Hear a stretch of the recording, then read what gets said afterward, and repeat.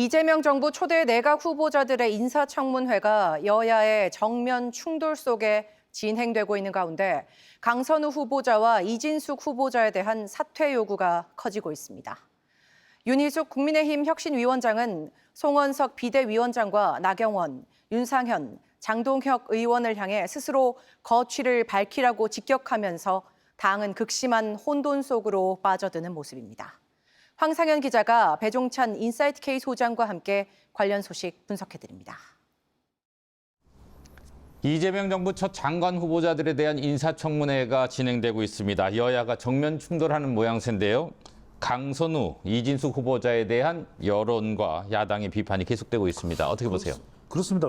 의혹이 확대되고 있다는 거죠. 보통은 이제 지명을 할 수 있으려면 좀 의혹이 가라앉아야 되거든요. 논란이에요. 그런데 강선우 후보자 또 이진숙 교육부 장관 후보자에 대한 부분은 계속 커져가고 있어요. 네. 우리가 인사지명할 때는 중요한 것이 전문성과 신뢰성인데 이게 전문성도 의심을 받고 있고 신뢰성까지도 이제 깨져버리게 되면 그러면 전체 내각의 구성에 대해서도 영향을 줄 수밖에 없기 때문에 인사권자인 대통령도 고심에 들어간 것으로 보입니다. 자, 그 말씀이신데 낙마 없는 임명을 목표로 했잖아요. 대통령실하고 여당. 어떤 입장을 유지할 것으로 보세요? 그러니까 낙마 없는 게 100점이 아닙니다. 국민 여론이 어떤가가 중요한 것인데 지금 당장은 대통령의 지지율이 높고 여당의 지지율이 높더라도 이런 대통령의 인사를 수긍하지 못한다. 그것도 현역 불패다. 의원은 무엇이라도 다 괜찮다, 가능하다. 이거는 이제 더군다나 중요한 것은 지금 나온 반발이 지적이 내부거든요. 그러니까 그렇기 때문에 지금 두 후보자와 관련된 부분에 대해서 인사권자도 여론의 추이를 또 짚어볼 수밖에 없을 것으로 보입니다. 자, 국민의힘 윤희숙 혁신위원장 얘기를 좀 해보겠습니다. 인적 쇄신 1차 분을 전제로 송원석 비대위원장과 윤상현, 나경원, 장동혁 의원을 꼽았어요. 스스로 거취를 밝히라. 이게 어떤 의미입니까? 이게 분명히 윤 위원장은 정말 혁신이다, 혁신.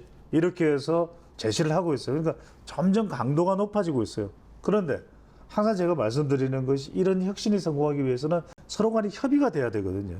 그런데 이게 충분하게 되지 않으면 충돌이 돼버리는데 왜 그러는데 난 그건 못 받아들이겠는데 이런 상황이 돼버리는 것이거든요. 그렇죠. 지금 말씀하셨는데 개파 활동 금지 서약서를 107명 의원 전원에게 받겠다. 제출하라고 요구를 했어요.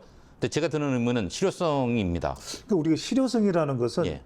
물리적 근거와 또 정신적인 교감이거든요. 근데 물리적으로 썼어요. 어떻게든 써라니까 썼는데 네. 정신적으로는 전혀 딴 생각을 하고 있어요. 그러면 의미가 없잖아요.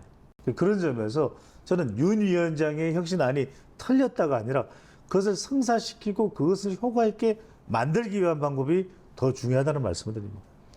자, 이런 가운데 김문수 전 대선 후보가 또다시 대구를 찾았습니다. 그것도 서문시장을 찾았어요. 이제 사실상 당권 행보에 들어갔다 이렇게 봐야 되지 않을까요? 이건 당권 행보죠. 네. 왜냐하면 대구는 보수의 심장이고 또 아성이거든요. 대구다 대구 하지 않습니까? 더군다나 대구의 아들인 또 김문수 전 대선 후보이기 때문에 이렇게 이제 서문시장에 가서 이른바 경청을 하는 겁니다. 윤석열 전 대통령과의 관계, 내란 특검으로 해서 몰릴 수밖에 없는 당의 처지, 이런 부분에 대선 후보 김문수 어떻게 해라, 어떤 방향으로 가라, 어떤 속도로 가라, 이 점에 대한 주문을 받고 전당대회에서 당대표가 되겠다, 그런 의지를 밝히고 있는 것으로 보입니다. 네, 오늘 여기까지 듣겠습니다. 고맙습니다.